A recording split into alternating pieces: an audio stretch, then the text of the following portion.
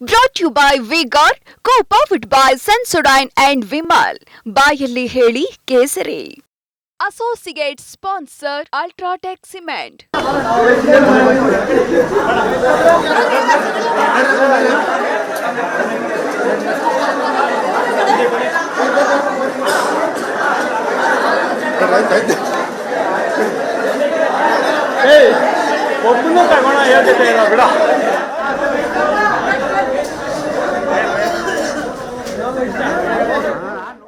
Bowring ಆಸ್ಪತ್ರೆಗೆ H D. Revanna ಅವರನ್ನ SIT ಅಧಿಕಾರಿಗಳು ಕರೆತಂದಿದ್ದಾರೆ. ಬೌರಿಂಗ್ ಆಸ್ಪತ್ರೆಯ ಮುಂಭಾಗ ಎಚ್.ಡಿ. ರೇವಣ್ಣ ಅವರು ಮಾಧ್ಯಮದವರ ಜೊತೆಗೆ ಮಾತನಾಡಬೇಕಿದ್ರೆ ಹೇಳ್ತಾ ಇದ್ರು, ಯಾವುದೇ ರೀತಿಯ ಪುರಾವೆಗಳಿಲ್ಲದೆ ಬಂಧಿಸಿದ್ದಾರೆ ಅನ್ನೋ ವಿಚಾರವನ್ನ ಪ್ರಸ್ತಾಪ ಮಾಡ್ತಾ ಇದ್ರು.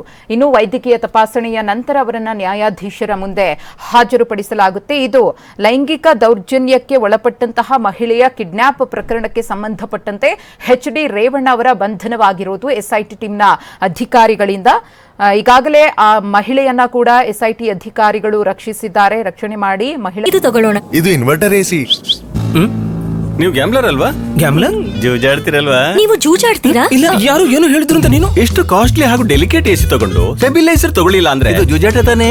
ಒಂದೇ ಫ್ಲಕ್ಚುಯೇಷನ್ ಗೆ ನಿಮ್ಮ ಇನ್ವರ್ಟರ್ ಎಸಿಯ ಪಾರ್ಟ್ಸ್ ಡ್ಯಾಮೇಜ್ ಆಗಬಹುದು. ಅದನ್ನು ವಿ-ಗಾರ್ಡ್ ಉಪಯೋಗಿಸಿ ಸುರಕ್ಷಿತವಾಗಿರಿಸಿ. V Guard, India's number 1 stabiliser.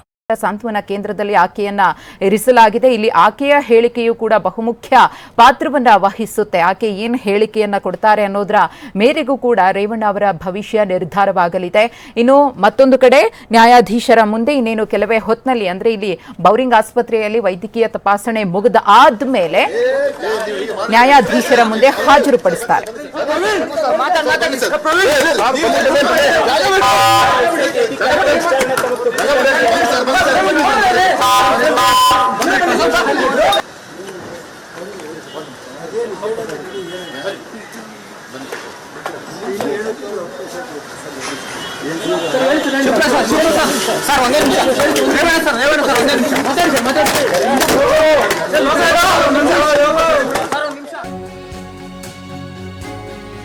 ರಾಜಕೀಯ ಷಡ್ಯಂತ್ರ ಎಂದು ರೇವಣ್ಣ ಆಕ್ರೋಶವನ್ನು ವ್ಯಕ್ತಪಡಿಸಿದ್ದಾರೆ.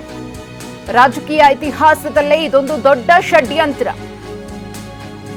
ಬಂಧನದ ಬಳಿಕ ರೇವಣ್ಣ ಮೊದಲ ಪ್ರತಿಕ್ರಿಯೆ. ರಾಜಕೀಯ ಷಡ್ಯಂತ್ರ ಇದು, ನನ್ನ ಬಂಧನ ಇದೆಯಲ್ಲ ಇದು ಅತಿ ದೊಡ್ಡ ರಾಜಕೀಯ ಷಡ್ಯಂತ್ರ. ರಾಜಕೀಯ ಇತಿಹಾಸದಲ್ಲೇ ಇಂಥದ್ದೊಂದು ಘಟನೆ ನಡೆದಿಲ್ಲ. ನನ್ನ ವಿರುದ್ಧ ಆ ರೀತಿ ಮಸಲತ್ತು ಮಾಡಿದ್ದಾರೆ ಅಂತ ಬಂಧನದ ಬಳಿಕ ರೇವಣ್ಣ ಮೊದಲ ಪ್ರತಿಕ್ರಿಯೆ ಕೊಟ್ಟಿದ್ದಾರೆ ಮಾಧ್ಯಮದವರಿಗೆ. ನಿನ್ನೆ ಸಂಜೆ ಎಚ್.ಡಿ. ರೇವಣ್ಣ ಅವರನ್ನ ಅಪಹರಣ ಪ್ರಕರಣಕ್ಕೆ ಸಂಬಂಧಪಟ್ಟಂತೆ ಬಂಧಿಸಲಾಗಿತ್ತು. ಎಸ್ಐಟಿ ಅಧಿಕಾರಿಗಳು ಅವರನ್ನ ಕರೆದೊಯ್ದಿದ್ರು. ಇದೀಗ ಬಂಧನದ ಬಳಿಕ ಮೊದಲ ಬಾರಿಗೆ ಪ್ರತಿಕ್ರಿಯಿಸಿದ್ದಾರೆ.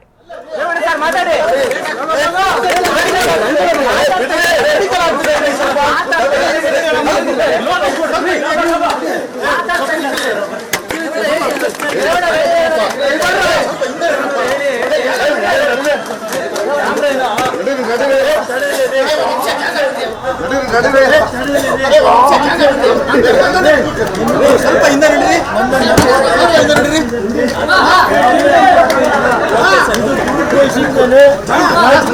ಯಾವುದೇ ಪುರಾವೆ ಎಂದರೆ 28ನೇ ತಾರೀಕು 2ನೇ ತಾರೀಕು ಪುರಾವೆ ಸಿಕ್ಕಿಲ್ಲ. 2ನೇ ತಾರೀಕು ರಾಜ್ಯದ ಇತಿಹಾಸದಲ್ಲಿ ರಾಜಕೀಯ ಎಲ್ಲ ಪೂರ್ತಿ ವಿಷಯ ರಾಜಕೀಯ ಷಡ್ಯಂತ್ರ ಅಂತ ಹೇಳ್ತೀರಾ ಸರ್? ರಾಜಕೀಯ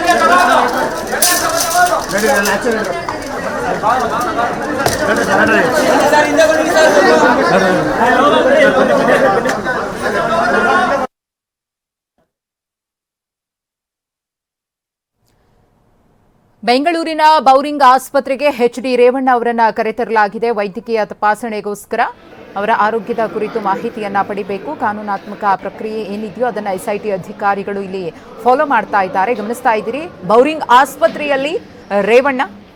ಇನ್ನು ಬೌರಿಂಗ್ ಆಸ್ಪತ್ರೆಗೆ ಬಂದು ಇಳಿತಾ ಇದ್ದಂತೆ ರೇವಣ್ಣ ಮಾಧ್ಯಮದವರಿಗೆ ಪ್ರತಿಕ್ರಿಯೆ ಕೊಟ್ಟರು. ಇದೊಂದು ರಾಜಕೀಯ ಷಡ್ಯಂತ್ರ, ಯಾವುದೇ ಪುರಾವೆಗಳಿಲ್ಲದೆ ನನ್ನನ್ನು ಬಂಧಿಸಿದ್ದಾರೆ. ರಾಜಕೀಯ ಇತಿಹಾಸದಲ್ಲೇ ಅತಿ ದೊಡ್ಡ ಷಡ್ಯಂತ್ರವನ್ನ ನನ್ನ ವಿರುದ್ಧ ಹೆಣೆಯಲಾಗಿದೆ ಅಂತ ಹೇಳಿ ರೇವಣ್ಣ ಇಲ್ಲಿ ಗಂಭೀರ ಆರೋಪವನ್ನ ಕೂಡ ಮಾಡಿದ್ದಾರೆ.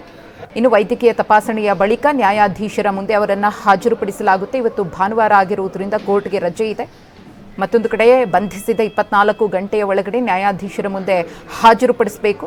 ಅದಾದಮೇಲೆ ಎಸ್ಐಟಿ ಅಧಿಕಾರಿಗಳು ಈ ಒಂದು ನಿನ್ನೆ ಸಂಜೆಯಿಂದ ಬಂಧನವಾದಾಗಿನಿಂದ ಈ ಕ್ಷಣದವರೆಗೂ ಕೂಡ ಸುದೀರ್ಘವಾದ ವಿಚಾರಣೆಯನ್ನು ನಡೆಸಿದ್ದಾರಲ್ಲ, ಆ ವಿಚಾರಣೆಗೆ ಸಂಬಂಧಪಟ್ಟಂತೆ ಒಂದಷ್ಟು ಮಾಹಿತಿಯನ್ನು ಕಲೆ ಹಾಕಿರ್ತಾರೆ ಪ್ರಕರಣದ ಕುರಿತು. ಹಾಗೆಯೇ ಆ ಎಲ್ಲ ಅಂಶಗಳನ್ನು ನ್ಯಾಯಾಧೀಶರ ಮುಂದೆ ಹೇಳಿ ಇನ್ನೂ ಕೂಡ ವಿಚಾರಣೆ ಮಾಡಬೇಕಿದೆ, ಇನ್ನೊಂದಷ್ಟು ಸತ್ಯಗಳನ್ನು ಕೆದಕಬೇಕಿದೆ. ಹಾಗಾಗಿ ಅವರನ್ನು ನಮ್ಮ ಕಸ್ಟಡಿಗೆ ಇಷ್ಟು ದಿನಗಳ ಕಾಲ ಕೊಡಿ ಅಂತ ಕೇಳುವ ಸಾಧ್ಯತೆ ಇದೆ. ಎಷ್ಟು ದಿನಗಳ ಕಾಲ ಕಸ್ಟಡಿಗೆ ಪಡೆದುಕೊಳ್ತಾರೆ, ನ್ಯಾಯಾಧೀಶರು ಏನು ನಿರ್ಧರಿಸ್ತಾರೆ ಅನ್ನೋದು ಕೂಡ ಇನ್ನೇನು ಕೆಲವೇ ಹೊತ್ತಿನಲ್ಲಿ ನಿರ್ಧಾರವಾಗಲಿದೆ.